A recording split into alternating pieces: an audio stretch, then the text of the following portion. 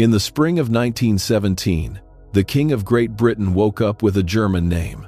By the end of that same year, he had thrown it away and given himself a new one. The family that now seems as British as rain, as tea, as a queue at a bus stop, had a secret hiding in plain sight. Their family name was Saxe-Coburg and Gotha. It was German. Their closest cousins were German, and the man directing the bombing of London from giant airships in the sky was the king's own first cousin, the German Kaiser. So the king did something no British monarch had ever done. He changed his name to escape his own blood. He picked a word that sounded ancient and English and safe. He picked Windsor. That decision, made under pressure in the middle of the deadliest war the world had ever seen, created the most famous family on earth. And over the next 100 years, that family would survive abdication, 2 world wars, the collapse of the largest empire in history, a string of scandals that nearly broke them, and the death of the longest reigning monarch their country had ever known. If you are enjoying this so far, hit like and subscribe. It helps this channel more than you would think. Now here is something to sit with. Imagine you are a Londoner in 1917, reading that your king has just renamed himself to seem less German, while your sons are dying in the trenches of France. Would you have trusted him or seen straight through it? Drop your answer below. Most people think the British royal family is impossibly old, an unbroken line stretching back into the fog of history. And in a sense, the bloodline is old. But the name, the brand, the actual House of Windsor is younger than the light bulb. Over the next hour and a half, we are going to walk through every monarch who has worn that name. 5 sovereigns, 100 years and counting. We will meet the dutiful king who invented the dynasty, the brother who threw away a crown for love, the stammering man who never wanted the throne and saved it anyway, the woman who reigned for 70 years, and the son who waited longer than anyone in history to take her place. Let us go back to where it started, in a country at war with its own relatives, a German name and an English war. To understand why a king would rename his entire family, you have to understand how German the British monarchy actually was. For most of the 19th century, Britain was ruled by Queen Victoria. When she married in 1840, she chose Prince Albert of Saxe-Coburg and Gotha, a small German duchy. Albert was her first cousin, and he was completely German. He spoke German at home. He brought German customs to the British court, including, famously, the decorated Christmas tree. Under the rules of the time, the children took the father's house name. So when Victoria died in 1901, the British throne passed to a new royal house. It was no longer the House of Hanover. It was the House of Saxe-Coburg and Gotha. Victoria's son became King Edward VII. He was a popular, pleasure-loving king who gave his name to an entire era. When he died in 1910, his son took the throne as King George V. George was a serious, plain-spoken man.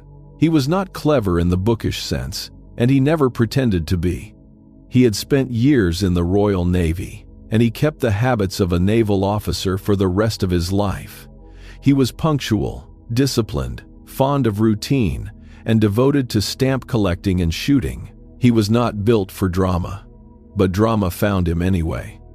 In 1914, Europe collapsed into the First World War. On one side stood Britain, France, and Russia. On the other stood Germany and Austria-Hungary.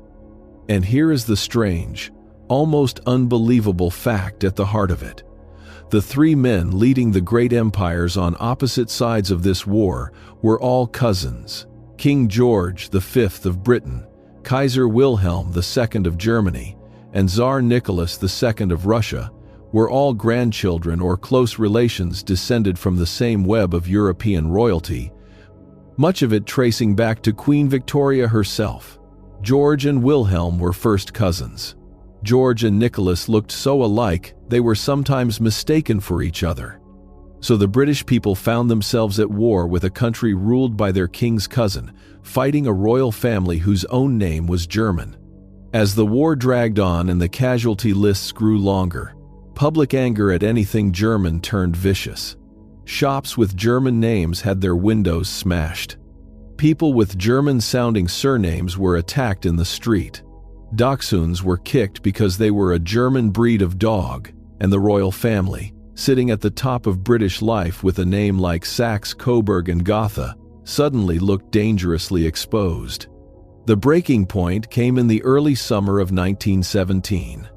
The Germans had begun bombing London using enormous aircraft. One of these bombers was called the Gotha. It shared its name with the king's own house. Imagine the headlines: German Gotha planes, named the same as the British royal family, dropping bombs on British children. It was politically poisonous. George V decided he had no choice. He would scrub the German name out of his family entirely. On the 17th of July, 1917, the king issued a royal proclamation. From that day forward, his house and family would be known by a new name, taken from one of the oldest royal residences in England. The House of Windsor was born. Fun fact: when Kaiser Wilhelm in Germany heard that his British cousins had renamed themselves Windsor, he reportedly joked that he looked forward to the next performance of a Shakespeare play called The Merry Wives of Saxe-Coburg and Gotha.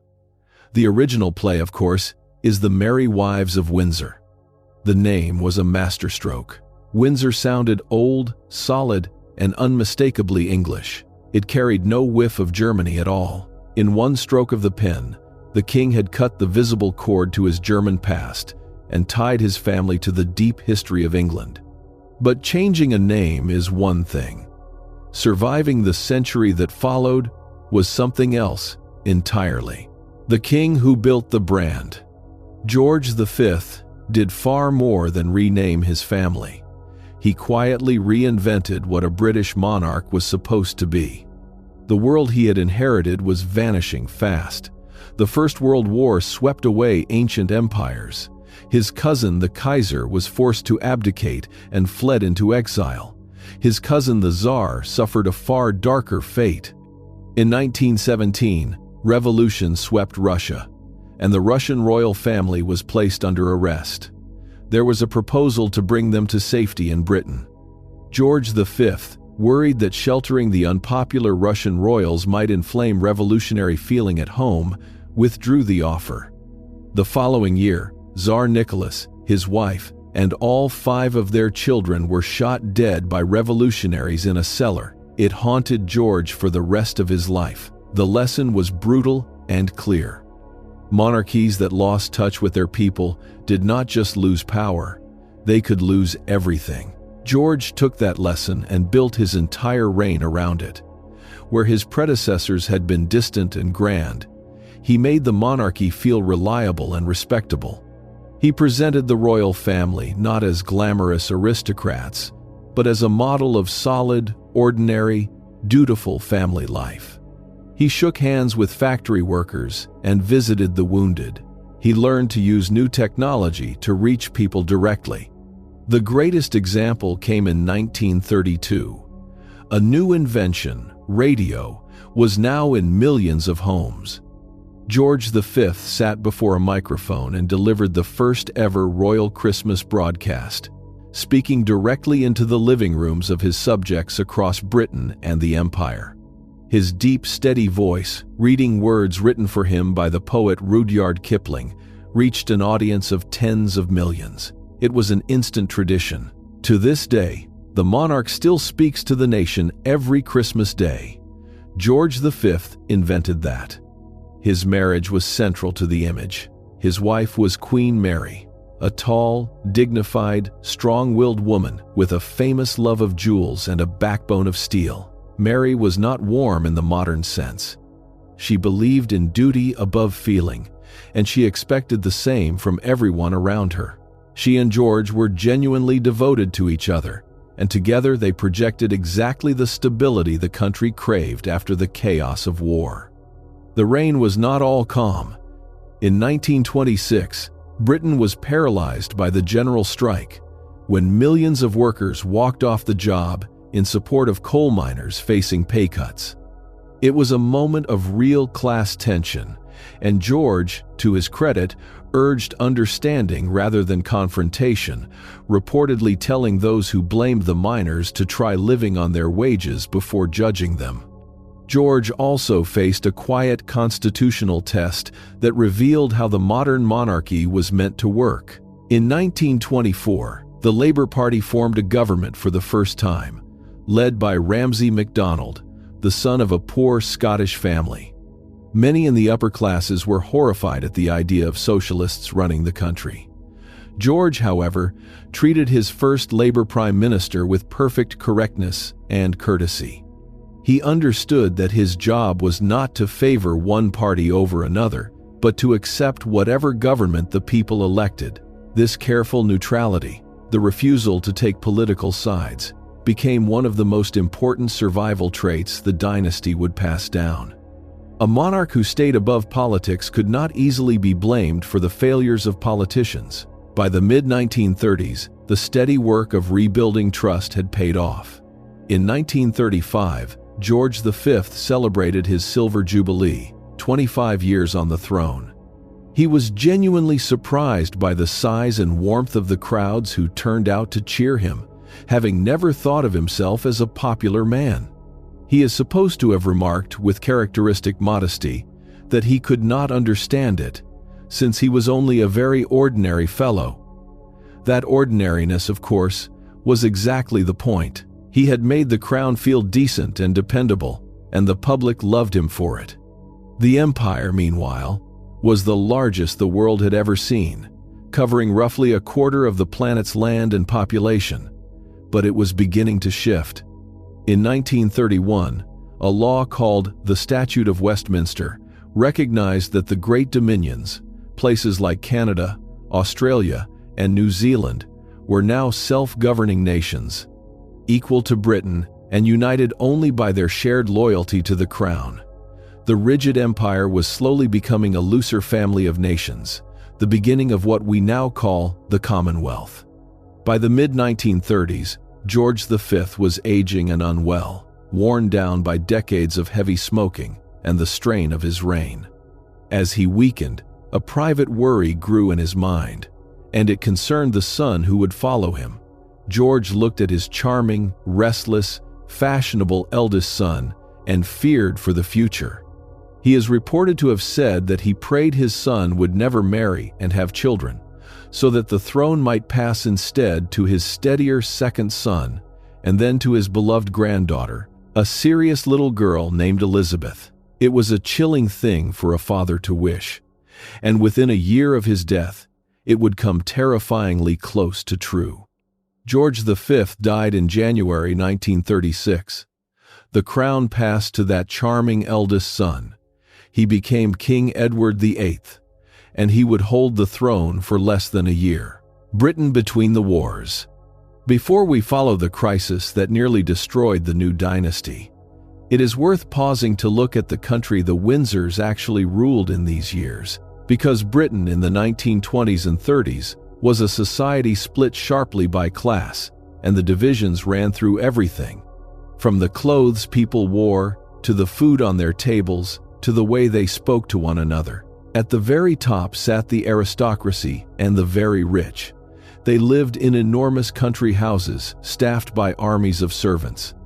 A great house might employ butlers, footmen, housekeepers, cooks, maids, gardeners, and drivers. Dozens of people whose whole lives revolved around the comfort of one family. The upper classes dressed for dinner every night, the men in black tie, the women in long gowns, and the family jewels. Dinner itself was an elaborate affair of many courses. Rich meats, game birds, fine wines, and elaborate puddings, served on silver by staff who were expected to be invisible. They spent their year in a fixed social rhythm. The London season in spring and summer, shooting parties in the autumn, hunting in the winter. In the middle sat a growing class of clerks, shopkeepers, teachers, and professionals.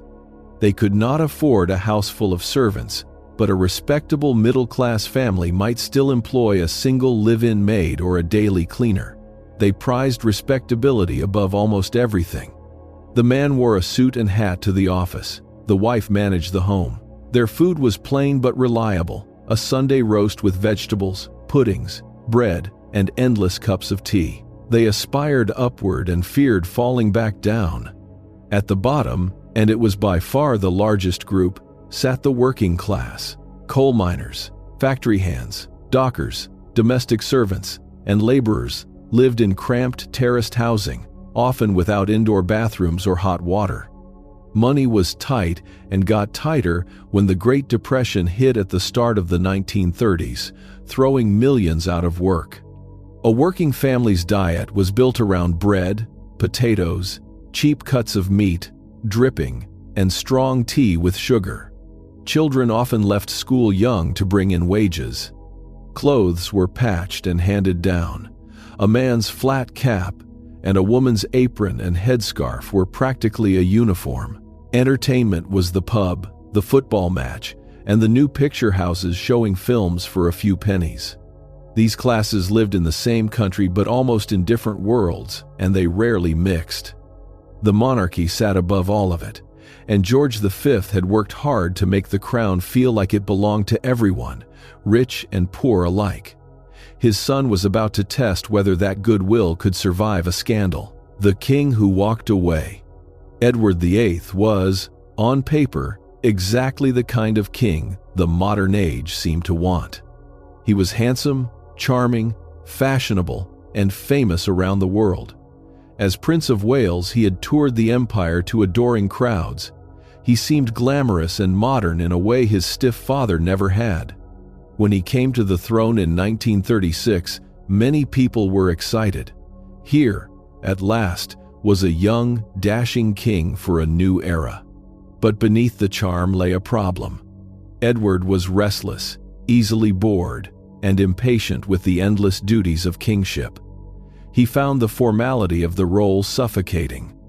And he had fallen completely, helplessly in love with a woman the establishment considered utterly impossible.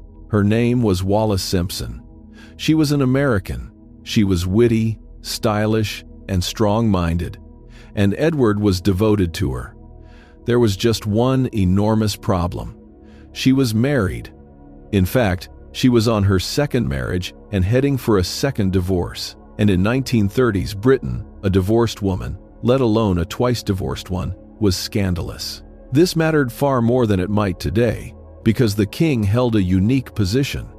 The British monarch is the supreme governor of the Church of England, and at the time, the church refused to remarry divorced people whose former spouses were still living.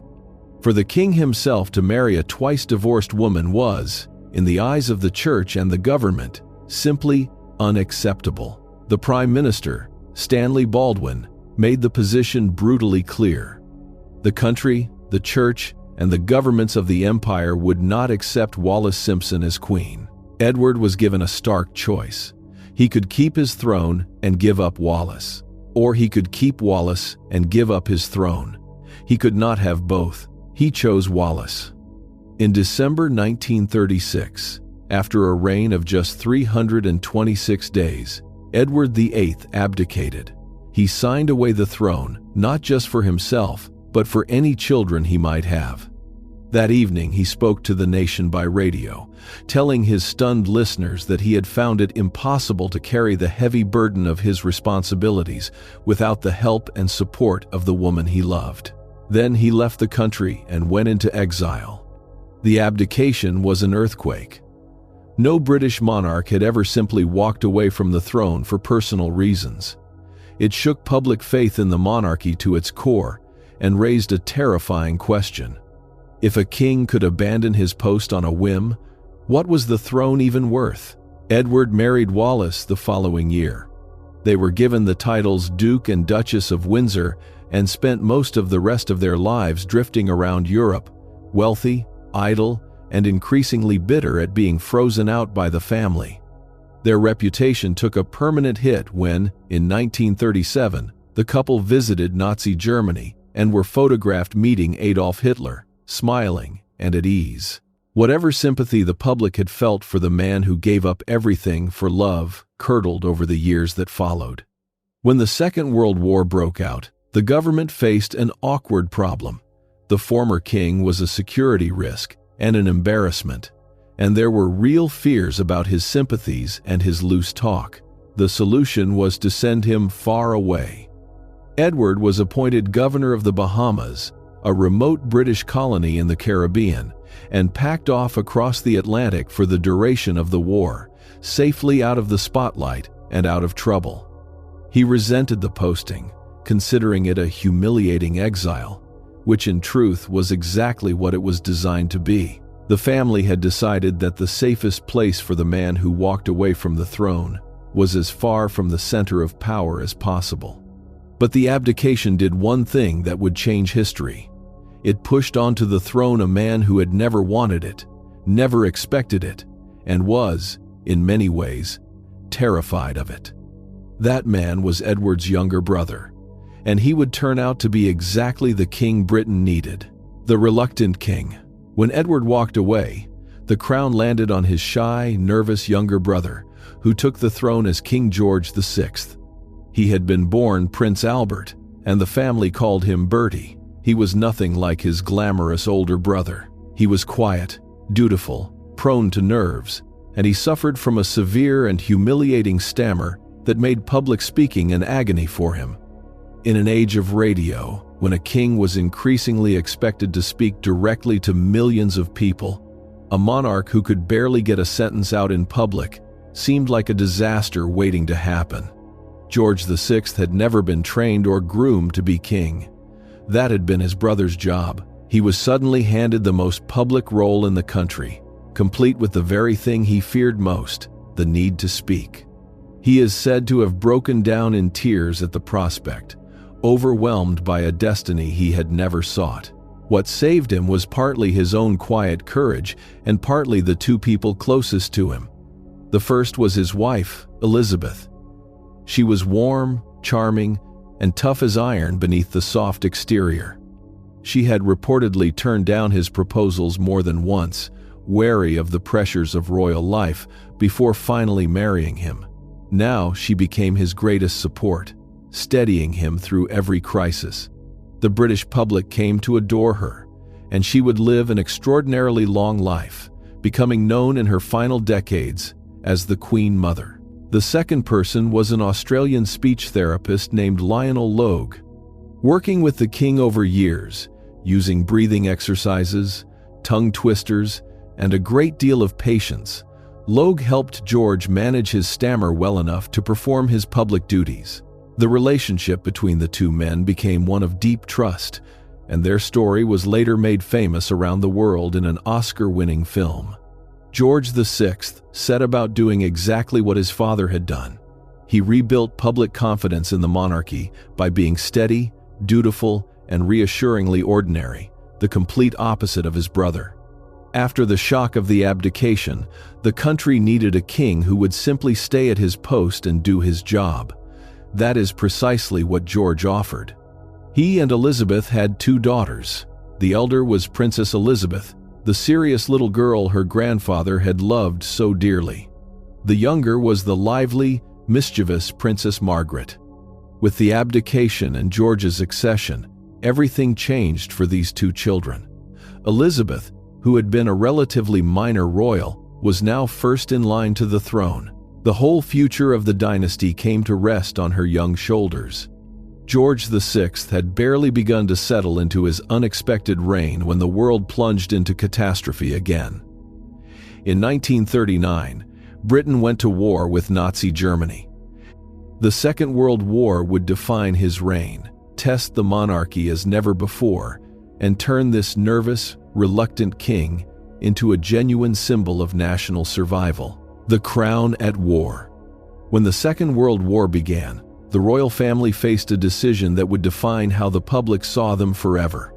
As German bombs began to fall on British cities in 1940, in the terrifying period known as the Blitz, many wealthy families sent their children away to safety, some abroad to Canada or the United States. It was suggested that the young princesses, Elizabeth and Margaret, should be evacuated overseas, well out of harm's way. Queen Elizabeth, their mother, refused in words that became famous. She said the children would not leave without her, she would not leave without the king, and the king would never leave. The royal family would stay. And they did.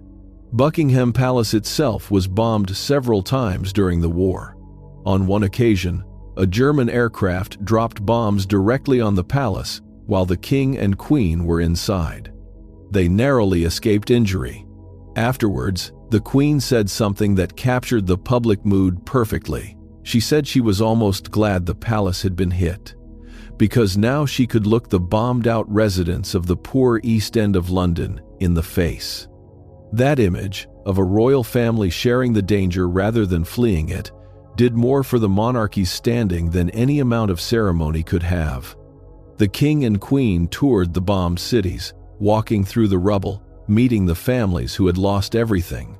George VI visited troops, factories, and air raid shelters.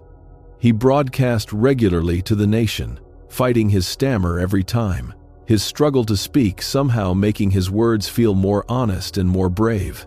The contrast with his brother could not have been sharper. Where Edward had walked away, George stood firm under fire. The king formed a close working partnership with his wartime prime minister, Winston Churchill. The two men had not started out as natural allies. Churchill had been a supporter of Edward during the abdication crisis, which made George wary of him at first.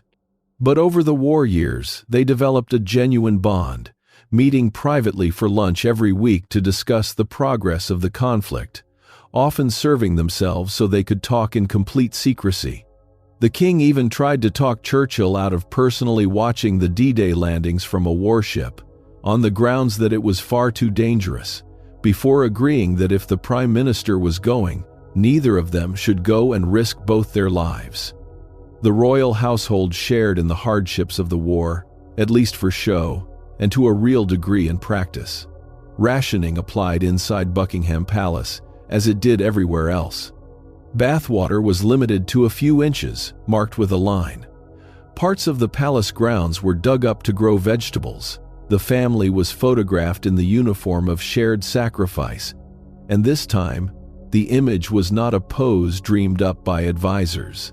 The bombs that fell on the palace were the same bombs falling on London, and the public knew it.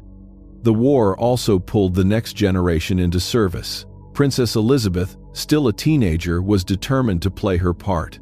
She gave her first radio broadcast at the age of 14, speaking to the children of the Commonwealth who had been separated from their families.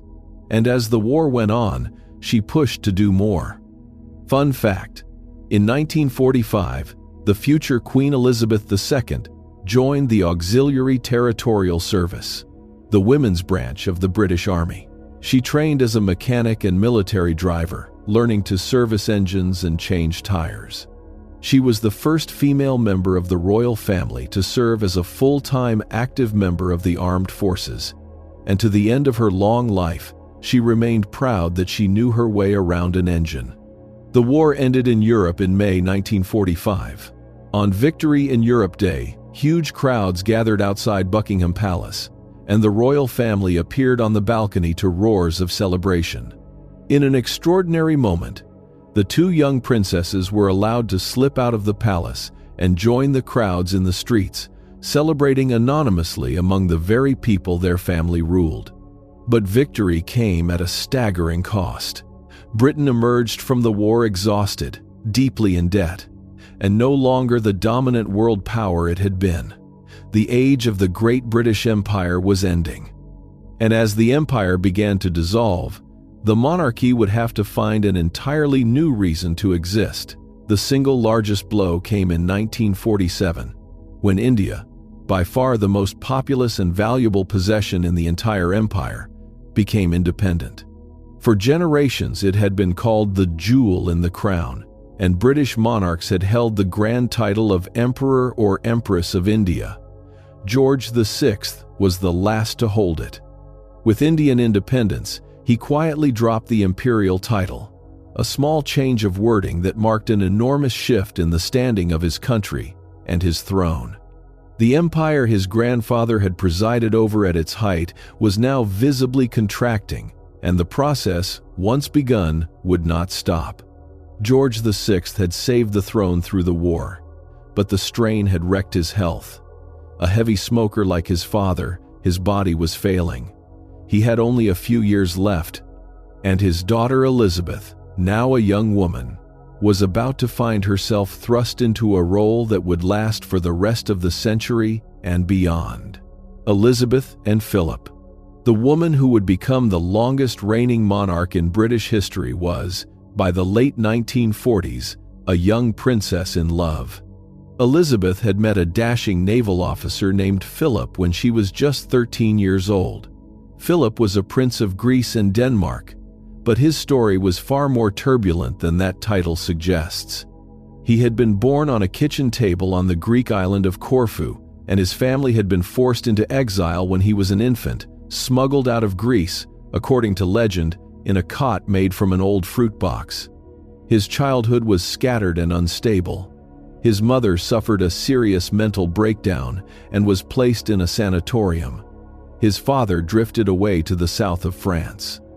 Philip was passed between relatives and boarding schools, growing up tough, self-reliant, and fiercely independent. Despite his royal blood, Philip had very little money and an uncertain place in the world. When he and Elizabeth fell in love, some at the British court looked down on him as a penniless foreign prince with awkward German family connections, including sisters who had married German nobles linked to the Nazi regime. But Elizabeth was determined. She had decided, it seems very young, that Philip was the man she would marry, and she did not waver. To marry her, Philip gave up a great deal. He renounced his Greek and Danish titles, became a naturalized British subject, and took a new surname, Mountbatten, an anglicized version of his mother's family name. He converted to the Church of England. In 1947, in a Britain still battered and rationed after the war, Elizabeth and Philip were married in Westminster Abbey. The wedding was a rare burst of color and joy in a gray, exhausted country, and it was broadcast by radio to 200 million people around the world. Elizabeth, observing the rationing that still gripped the nation, had to save up clothing coupons to pay for her wedding dress. Philip was made the Duke of Edinburgh. The young couple had a brief period of relative normality, living for a time in Malta, where Philip was stationed with the Navy. For Elizabeth, these were among the happiest and freest years of her life, a short window when she could be something close to an ordinary officer's wife, before duty closed in around her forever. Their first two children arrived quickly.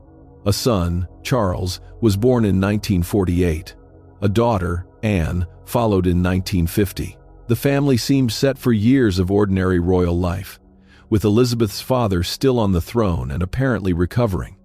But George VI was dying, though few outside his closest circle understood how quickly. In early 1952, Elizabeth and Philip set off on a long overseas tour on the king's behalf, since he was too ill to travel himself. They were in Kenya, staying at a remote safari lodge, when the news came. Elizabeth had gone up a tree as a princess. She came down a queen, the new Elizabethan age. George VI died in his sleep in February 1952, at the age of 56, his body worn out by the war and by illness. Thousands of miles away in Kenya, his daughter became Queen Elizabeth II the instant he died, though it took hours for the news to reach her. She was just 25 years old. She flew home immediately, and photographs of her arrival show a young woman in black, composed and grave, stepping off the plane into a life that would never again be her own. The coronation took place more than a year later, in June 1953, in Westminster Abbey. It was an event of immense ceremony, drawing on rituals over 1,000 years old. But Elizabeth and her advisors made one decision that broke completely with the past. They allowed the coronation to be televised. This was hugely controversial at the time.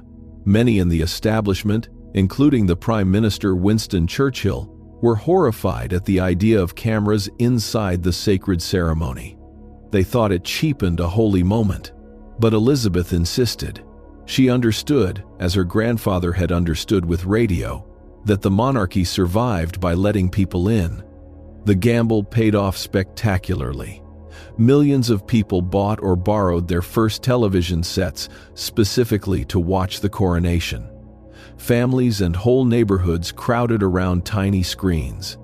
An estimated 20 million people in Britain alone watched, and many millions more around the world.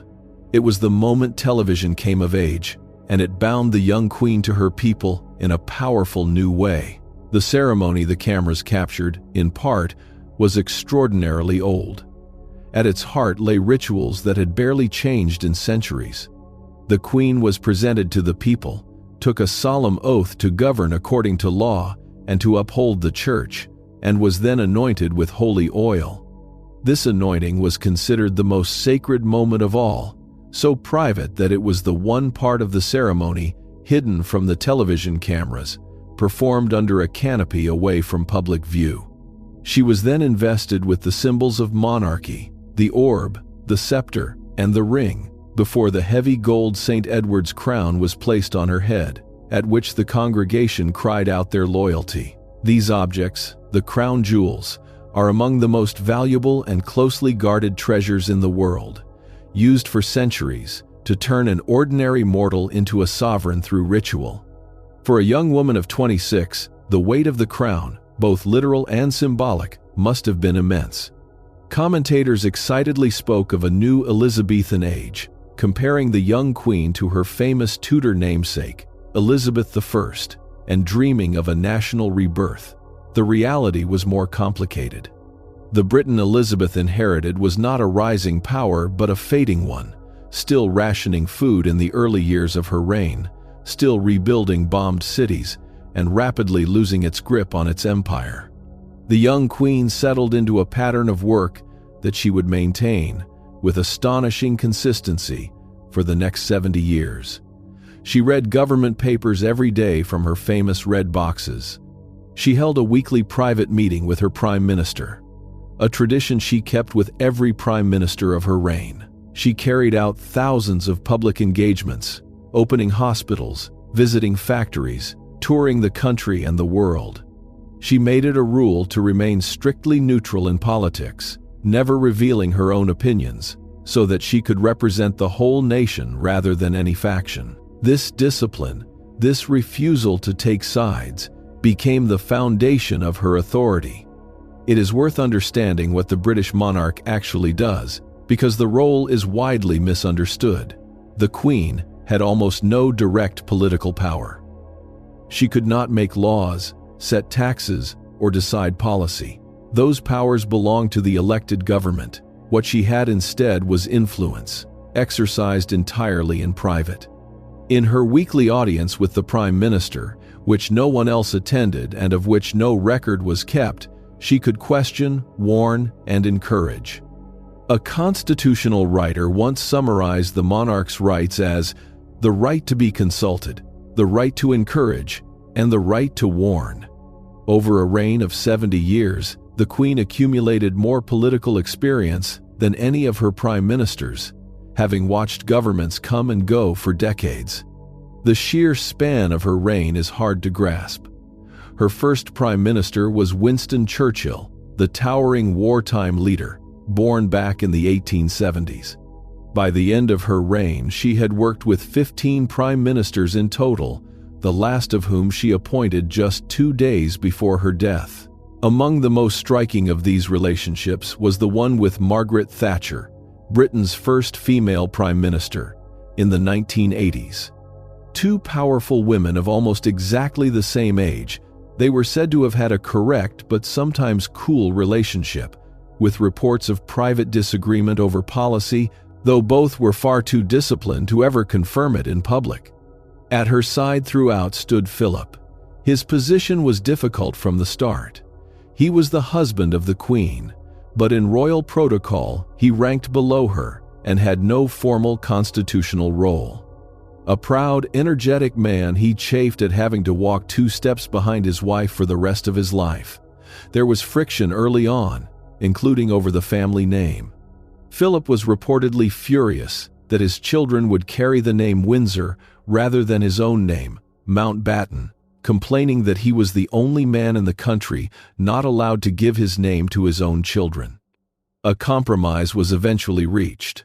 For most purposes, the family remained the House of Windsor, but descendants who needed a surname would use the combined name Mountbatten-Windsor. Philip threw his energy into causes and into running the royal estates, and he became known for his blunt, sometimes startlingly undiplomatic sense of humor. But whatever the tensions, his marriage to Elizabeth endured for over 70 years, the longest of any British sovereign. He was, by her own account, her constant strength and stay. Denied a formal constitutional role, Philip carved out a different kind of legacy through the institutions he built and championed. The most lasting was the Duke of Edinburgh's Award, a scheme he launched in 1956 to encourage young people to take on physical challenges, learn new skills, and complete community service. It began modestly and grew into a global program that millions of teenagers across dozens of countries have taken part in over the decades. He also became an early and unusually serious advocate for the protection of wildlife and the natural world, decades before environmentalism became a mainstream concern, helping to lead major conservation organizations. Behind the scenes, he pushed hard to modernize the running of the royal household, dragging some of its more antique habits into the modern age. He was a restless, practical, impatient man who hated waste and fuss, and much of the quiet modernization of the monarchy in the second half of the century bore his fingerprints, even if his wife always stood in the front of the picture. An empire becomes a commonwealth. The defining political story of the early decades of Elizabeth's reign was the end of the British Empire. When she came to the throne, Britain still ruled vast territories across Africa, Asia, the Caribbean, and the Pacific. By the time her reign was a few decades old, almost all of those territories had become independent nations. The empire her family had presided over, the largest in human history, dissolved on her watch, colony by colony, year by year. This could have been a catastrophe for the monarchy. An empire that vanishes might be expected to take its emperors down with it. Instead, Elizabeth helped transform the dying empire into something new and voluntary, the modern Commonwealth of Nations. This was a free association of independent countries, many of them former colonies, who chose to remain linked through shared history and, in many cases, shared recognition of the British monarch as a symbolic head. Elizabeth took the Commonwealth deeply seriously, arguably more seriously than almost any British politician did. She saw it as one of the great works of her reign. She traveled tirelessly across its member nations, building personal relationships with leaders across decades. For many people in newly independent countries, the personal bond was with Elizabeth herself rather than with Britain as a power. The transition was not smooth, and the monarchy was tied to some painful moments. In 1956, Britain stumbled into the Suez Crisis, a botched military intervention in Egypt that humiliated the country and made brutally clear that Britain was no longer a top-rank world power. The episode shook national confidence badly. Through these convulsions, the Queen remained a fixed point, carefully above the political fray, never publicly blamed for the failures of governments. The monarchy itself faced growing questions during these years. As the 1960s arrived, with their new music, new fashions, and new irreverence, the old deference began to fade. For the first time, it became acceptable to mock and criticize the royal family in print and on television. Satirists poked fun at them. Commentators asked, out loud, whether an unelected monarchy still belonged in a modern democracy. The mystique that had protected the crown for centuries was wearing thin. The royal family's response was, once again, to let the cameras in. In 1969, they agreed to an unprecedented television documentary that followed the family at work and at home, showing them doing ordinary things, having a barbecue, decorating a Christmas tree, chatting around the dinner table. The idea was to make the family seem relatable and human. It worked in the short term, drawing huge audiences. But some at the palace came to regret it, fearing that once the magic of distance was gone, the public would start treating the royals as just another set of celebrities to be picked apart. That fear would prove well-founded in the decades to come. That same year of 1969 brought a grand traditional spectacle in the other direction. The Queen's eldest son, Charles, was formally presented to the people of Wales as the Prince of Wales, the title traditionally given to the heir to the throne, in an elaborate ceremony at Caernarfon Castle. Charles was now visibly the future king, a sensitive, thoughtful, somewhat lonely young man being slowly prepared for a destiny that was still, as it turned out, more than half a century away. The family grows up. By the 1970s, the House of Windsor had become a large, complicated family, and the public appetite for every detail of their lives was growing into something the palace could no longer control. The Queen and Philip had 4 children. Charles was the eldest and the heir. Anne, the only daughter, grew into a tough, no-nonsense woman with a passion for horses.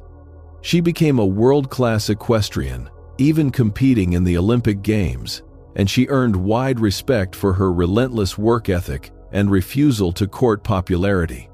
Then came 2 younger sons, born in the later 1960s, Andrew and Edward, who would have their own very different paths through royal life.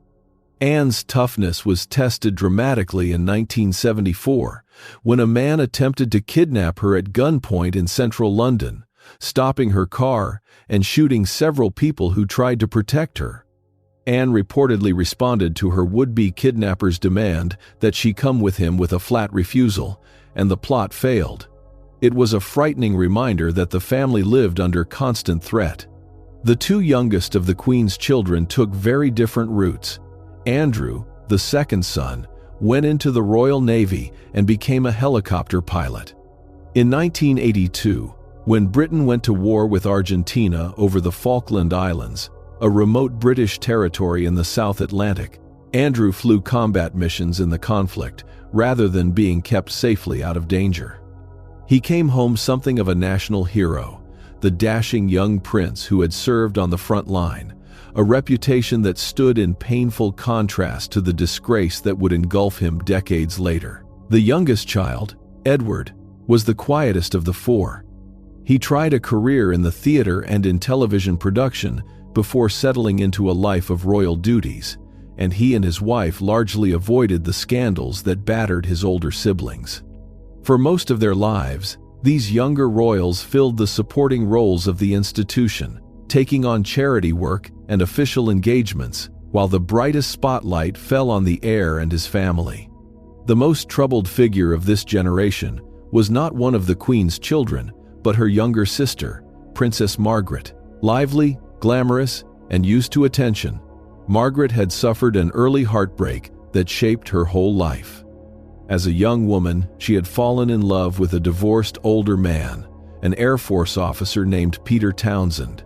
But in the 1950s, with the wound of the abdication still fresh and the church still firmly against marrying divorced people, Margaret was pressured to give him up.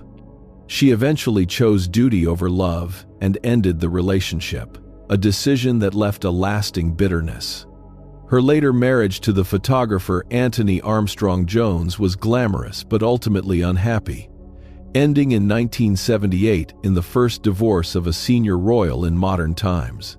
Margaret's struggles, played out partly in public, were an early sign of the strains that royal life placed on the human beings caught inside it. Through all of this, the Queen remained the unshakable center. In 1977, the country celebrated her Silver Jubilee, marking 25 years on the throne. There had been worries that the public, in a decade of economic trouble and changing attitudes, might respond with indifference. Instead, the Jubilee was a surprise triumph. Streets across the country were filled with parties, and huge crowds turned out to cheer the Queen. It showed that, whatever the doubts about the institution, there was deep and genuine affection for Elizabeth herself. The heir himself had grown into a complicated and easily misunderstood figure. Charles had endured a famously tough boarding school education at Gordonstoun in Scotland, a Spartan place his father had loved, but which Charles, a sensitive and bookish child, reportedly hated. He went on to become the first heir to the throne to earn a university degree, then served in both the Royal Air Force and the Royal Navy. As he waited, for what would become decades, for a throne that showed no sign of becoming vacant, he poured his energy into causes that often made him seem eccentric or out of step at the time. He championed traditional architecture and attacked modern buildings he disliked. He took up organic farming long before it was fashionable and was mocked for admitting he talked to his plants. He warned about pollution and threats to the environment years before most politicians took such things seriously. He founded a charity, the Prince's Trust, to help disadvantaged young people start businesses and find work, which would go on to help hundreds of thousands of them over the years. Much of what he was ridiculed for in the 1970s and 80s would later look ahead of its time, but in the public eye, all of this would soon be overshadowed by his marriage. But the brightest, most dazzling, and ultimately most damaging chapter in the modern history of the Windsors was about to begin. It centered on Charles, the heir, and the young woman he married. Their story would lift the monarchy to heights of global glamour it had never known, and then very nearly tear it apart. Charles, Diana, and the fairy tale that broke. In 1981, the world watched what looked like a fairy tale come true. Prince Charles, the heir to the throne, was over 30 and under enormous pressure to marry and produce an heir of his own. The woman he chose was Lady Diana Spencer, a shy 19-year-old from an aristocratic English family. To the public, she seemed perfect. She was young, beautiful, demure, and from the right background, the romance was presented as a love story for the ages. Their wedding, held at St. Paul's Cathedral in London, was a global spectacle on a scale never seen before. An estimated 750 million people around the world watched on television. Diana arrived in a vast ivory silk gown with a 25-foot train. Crowds lined the streets in their hundreds of thousands. For a moment, the House of Windsor stood at the absolute summit of global fame and goodwill. But the fairy tale was a fiction almost from the start. The marriage was deeply troubled behind the scenes. Charles and Diana were poorly matched, with little in common, and a significant age gap. More damaging still, Charles had never let go of his long-standing love for another woman, Camilla Parker Bowles, with whom he remained close. Diana, isolated and unhappy inside the rigid royal household, struggled badly. She suffered from an eating disorder and from profound loneliness, feeling that there were, in her own later famous words, 3 people in her marriage. What made all of this catastrophic for the monarchy was Diana herself. She turned out to be the most magnetic public figure the royal family had ever produced. The cameras adored her. She had a natural, instinctive warmth with ordinary people that the rest of the family, trained in reserve, simply could not match. She held the hands of AIDS patients at a time when many were terrified to touch them. She walked through minefields to campaign against landmines. She hugged sick children. The public did not just admire Diana, they loved her with an intensity that bordered on the religious. The couple did produce the heirs the dynasty needed. Their first son, William, was born in 1982. A second son, Harry, followed in 1984. Diana was a famously loving and hands-on mother, determined to give her boys a more normal and affectionate childhood than royal tradition usually allowed. But the marriage was disintegrating, and unlike in earlier eras, it fell apart in full public view. Both Charles and Diana, through friends, books, and eventually their own television interviews, aired their grievances to a fascinated and scandalized public. The dignified silence that had always protected the royal family was gone. Diana gave a famous television interview in which she spoke with devastating frankness about her unhappiness, her husband's affair, and her doubts about whether Charles was suited to be king at all. It was watched by tens of millions and was a hammer blow to the monarchy's image.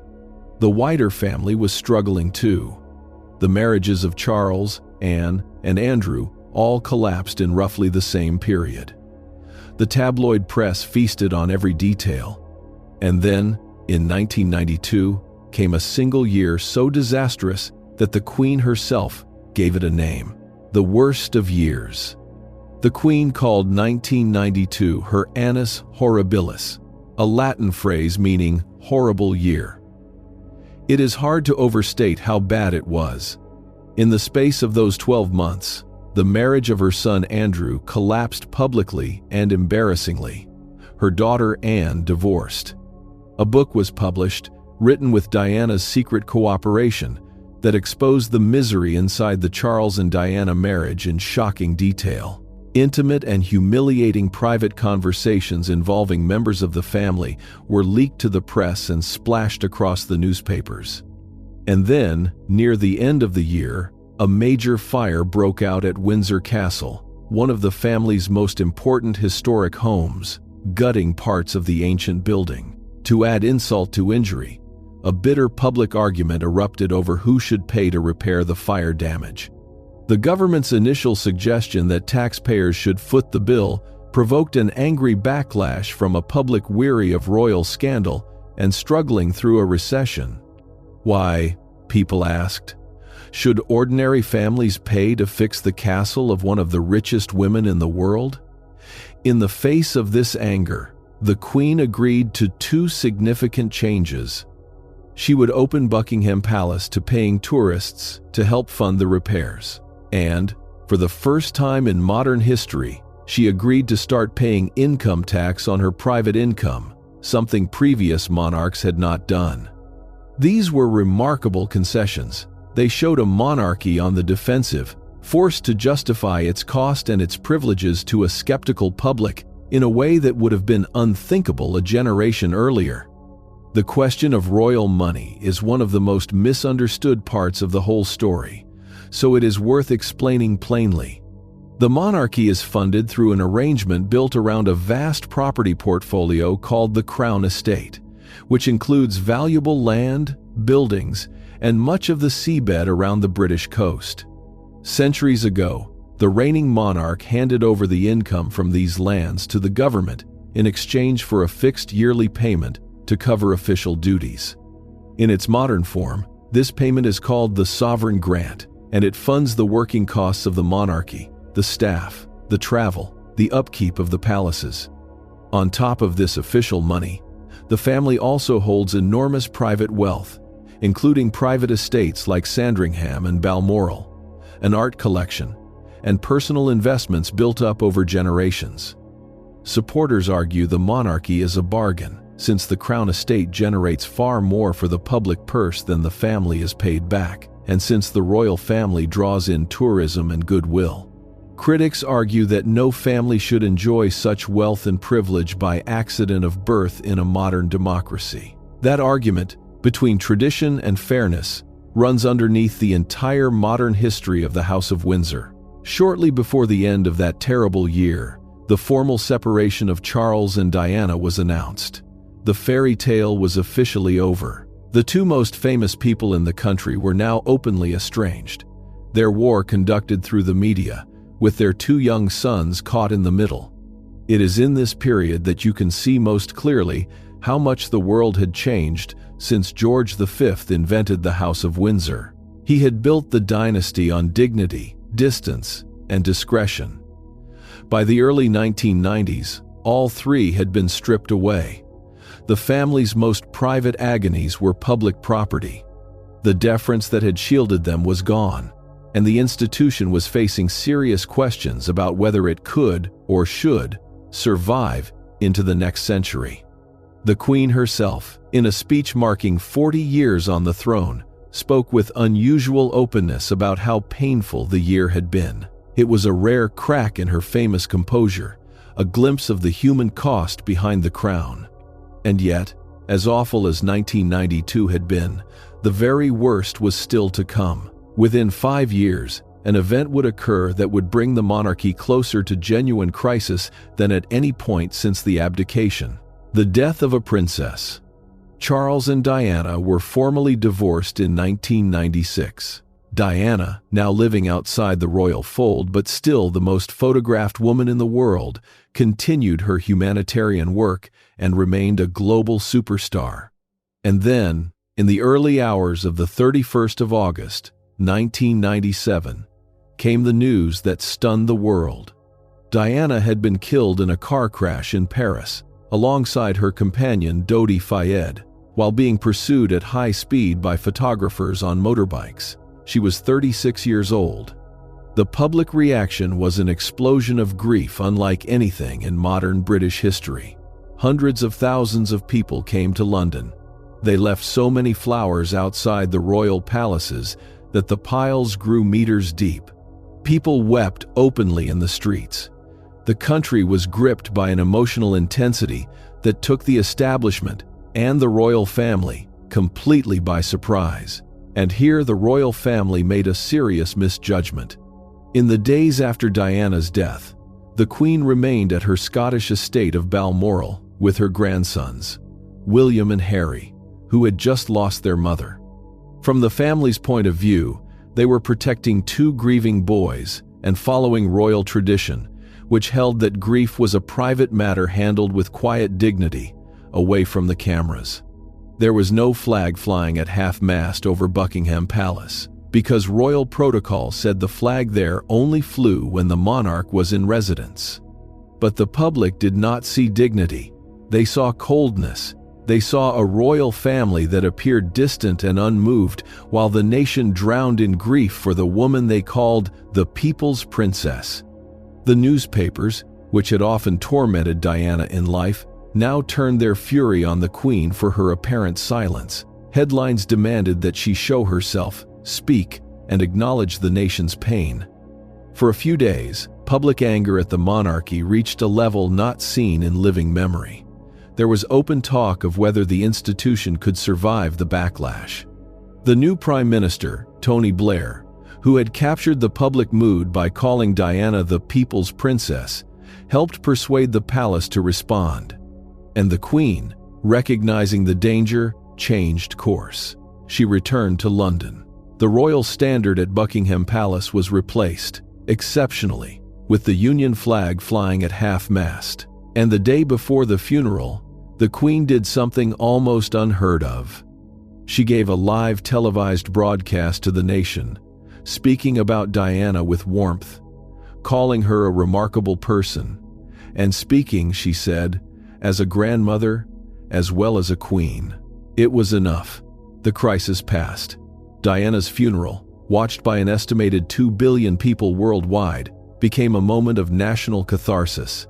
The sight of her 2 young sons, William and Harry, walking behind their mother's coffin through the silent streets of London is one of the most haunting images of the entire century. Diana's influence did not end with her death. Only months after she was buried, an international treaty banning the use of landmines was signed by dozens of countries, and her high-profile campaigning was widely credited with having helped push the issue onto the world stage. Her 2 sons would carry her memory through the rest of their lives, and much of their later public work on mental health, on humanitarian causes, and on connecting with ordinary people was consciously modeled on the warmth their mother had shown. In a strange way, Diana reshaped the monarchy more in death than almost anyone had in life, forcing it to become more open, more emotional, and more human. The monarchy had survived its closest brush with public rejection in 60 years. But it had learned a hard lesson. In the modern world, the people expected their royal family to show feeling, not just duty. The cold dignity that George V had built the dynasty upon would no longer be enough. The Windsors would have to learn to be human in public, and that lesson would shape everything that came next: rebuilding and the long reign. In the years after Diana's death, the House of Windsor did something it had always been quietly good at. It adapted, and it slowly rebuilt the public's trust. A major part of that rebuilding involved the gradual rehabilitation of Charles and, more delicately, of Camilla Parker Bowles, the woman at the center of his broken marriage. For years after the divorce, Camilla was a deeply unpopular figure, blamed by much of the public for the breakdown of the fairy tale. The palace handled her reintroduction with enormous care, allowing the public to grow used to her presence slowly over years. In 2005, Charles and Camilla were finally married in a quiet civil ceremony, with the Queen's blessing. Camilla took the title Duchess of Cornwall, and the public, in time, came to accept her. Meanwhile, attention shifted to the next generation, and especially to Prince William, Diana's elder son, and now second in line to the throne. William was popular, dutiful, and carried something of his mother's natural warmth. In 2011, he married Catherine Middleton, known to the public as Kate, a graceful and composed young woman he had met at university. Unlike the doomed marriage of his parents, William and Kate's relationship had been a genuine and long partnership of equals, and Kate was not an aristocrat, but came from a successful middle-class family. Their wedding was a global celebration, watched by hundreds of millions, and it marked a fresh start, a happy royal love story to wash away the bitter memories of the previous one. Fun fact: Queen Elizabeth II was famous all her life for her love of corgis, the short-legged dogs that became almost a symbol of her. Over the course of her reign, she owned more than 30 of them, and nearly all were descended from a single dog named Susan, given to her as an 18th birthday present. She was so attached to Susan that the dog reportedly accompanied her on her honeymoon, hidden under blankets in the carriage. What anchored the Queen through every storm was a private side of her that the public rarely saw discussed. She was a deeply religious woman, a sincere and committed Christian, and she understood her role through the lens of that faith. To her, the oath she had sworn at her coronation was a genuine vow before God, not a mere formality. This is part of why she never seriously considered abdicating, even as she grew very old and, as some suggested, she should step aside for her son. She had promised to serve for her whole life, and she meant it literally. In her later years, she spoke more openly about her faith in her annual Christmas broadcasts, which had become one of the few moments she addressed the nation entirely in her own voice rather than the government's. Those who knew her also described a sharp wit and a love of simple pleasures hidden behind the formal public mask, a fondness for horses, dogs, the countryside, and a good joke. The image of the remote, expressionless monarch concealed a shrewd and humorous woman who had quietly learned to read people better than almost anyone in public life. Through all of this, Elizabeth II simply kept going. Decade after decade, her steady presence becoming a kind of national fixed point in a world of constant change. She marked her Golden Jubilee, 50 years on the throne, in 2002. That same year brought sorrow, as both her sister Margaret and her mother, the much-loved Queen Mother, died within weeks of each other. The Queen Mother had reached the remarkable age of 101. In 2012, the country celebrated the Queen's Diamond Jubilee, 60 years on the throne, an achievement reached by only one British monarch before her. By now, she had become something more than a head of state. For almost everyone alive in Britain, she was the only monarch they had ever known, a constant presence who had reigned through 15 prime ministers and met countless world leaders across her extraordinary life. In 2015, she passed a milestone that her great-great-grandmother Victoria had once held. She became the longest reigning monarch in British history, surpassing Victoria's record of 63 years. As she moved into her 90s, the Queen began, gently, to hand over more of her duties to the younger generation, while never stepping back from the throne itself. She had made a promise as a young woman, on her 21st birthday, that her whole life, whether it be long or short, would be devoted to the service of her people. She intended to keep that promise to the very end. And the end, after the longest reign in the history of her country, was now drawing near. The king-in-waiting takes the throne. The final years of Elizabeth II's reign brought both new strains and the loss of the man who had stood beside her for her entire adult life.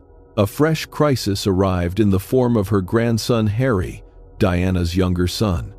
In 2018, Harry had married an American actress, Meghan Markle, in a wedding celebrated around the world as a sign of a modern, diverse monarchy.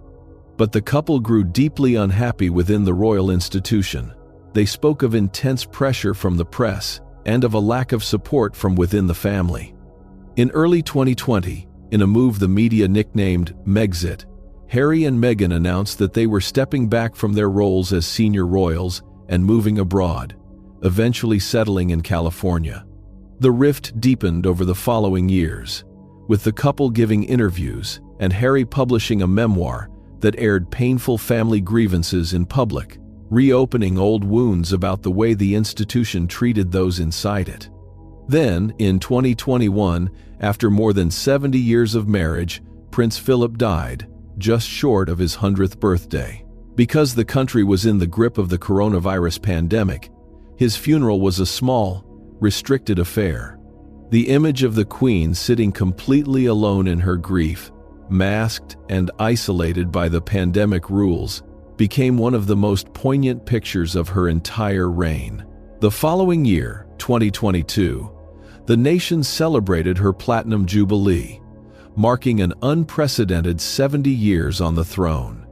No British monarch had ever reigned so long, and none is likely to again. But the Queen, now in her mid-90s and visibly frail, appeared only briefly at the celebrations. It was clear her long life was nearing its close. On the 8th of September, 2022, Queen Elizabeth II died peacefully at Balmoral, her beloved Scottish home, at the age of 96. She had reigned for 70 years and 214 days, longer than any monarch in British history. For the vast majority of people in the country, she was the only sovereign they had ever known. Her death felt, to many, like the end of an era in the most literal sense. The crown passed instantly to her eldest son. After waiting longer than any heir in British history, Charles, at the age of 73, finally became King Charles III. Camilla, the once controversial woman he had loved for decades, became queen. Charles was crowned in a grand ceremony at Westminster Abbey in May 2023, the first British coronation in 70 years, updated for a modern, multi-faith nation, but still rich with ancient ritual. The new king inherited not just the British throne, but a far wider and more uncertain role. The British monarch is also head of state of a number of other independent countries, known as the Commonwealth realms, including Canada, Australia, New Zealand, and several Caribbean nations. In each of these, the monarch reigns but does not govern, represented by a local official. For decades, there have been movements in some of these countries to cut the link entirely and become republics with their own head of state. In 1999, Australia held a national referendum on whether to remove the Queen and become a republic. The vote was close, but the country chose, for the time being, to keep the monarchy. The debate there has never really gone away. In 2021, Barbados went further, formally removing the Queen as its head of state and becoming a republic, the first country to do so in nearly 30 years. As Charles took the throne, it was widely expected that more realms would eventually follow Barbados down the same road, and that the number of countries calling a Windsor their head of state would slowly shrink in the years ahead. The new reign quickly faced its own trials. In early 2024, Buckingham Palace announced that the king had been diagnosed with cancer. Almost at the same time, his daughter-in-law Catherine, the Princess of Wales and wife of the heir William, revealed that she too had been diagnosed with cancer and was undergoing treatment. For a period, the most senior working members of the family were sidelined by serious illness all at once, an extraordinary situation that placed great strain on the institution. Catherine completed her treatment and returned to her duties, and by 2026, the king was able to share that his own cancer treatment was being scaled back, a hopeful sign after a difficult stretch.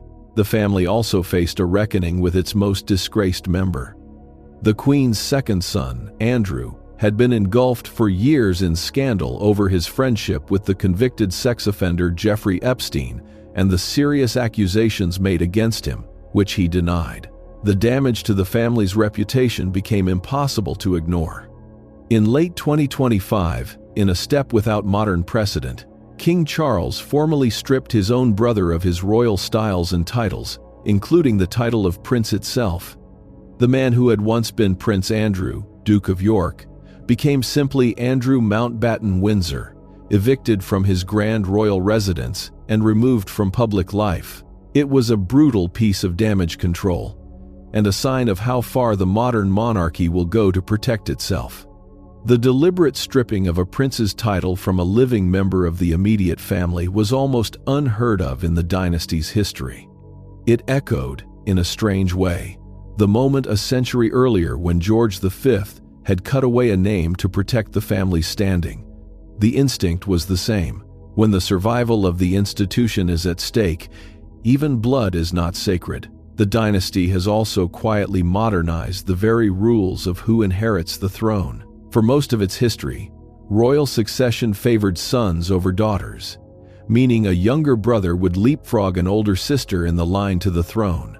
In 2013, this ancient rule was finally changed across the Commonwealth realms.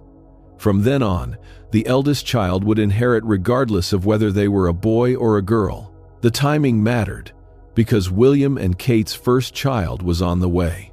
Their son George was born in 2013, followed by a daughter, Charlotte, in 2015, and a second son, Louis, in 2018. Under the new rules, Charlotte keeps her place in the line of succession ahead of her younger brother, something that would not have been true under the old law. Harry and Meghan, meanwhile, had two children of their own, Archie and Lilibet, who remain in the line of succession, despite the family living an ocean away in America. The future of the dynasty, for now, runs through William and his three children. Today, the House of Windsor continues under King Charles III, with Prince William as heir and his son Prince George, a boy growing up to be a future king. Behind him, the family that George V invented in a moment of wartime crisis has now lasted more than 100 years. It has outlived the empire that once surrounded it, survived an abdication, 2 world wars, and a string of scandals that would have destroyed most institutions, and adapted, again and again, to a world that keeps changing faster than it does. The secret of the House of Windsor, in the end, is not grandeur. It is the willingness to bend in order not to break. From a name change in 1917 to a strip title in 2025, the family has survived by understanding one ruthless truth: to last, a monarchy must always be ready to give something up. If you made it all the way here, you now understand the House of Windsor better than almost anyone who only knows the headlines. There is another video waiting on screen right now, and that one is next. If this was worth your time, a like tells me to keep making them. Thanks for watching.